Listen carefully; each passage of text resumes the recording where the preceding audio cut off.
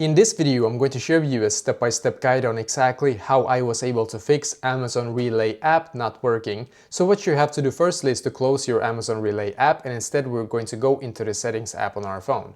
And now in your Settings app, just scroll down in here, click on General, and then I scrolled down again and I clicked on Storage here, as you can see. And by the way, if you're using an Android, just find Storage on your Android settings, of course. So it's going to be the exact same step-by-step guide after that as well. So just scroll up here now, search for Relay here and click on the Relay app, click on Offload app, and once again down below here, click on Offload app, as you can see.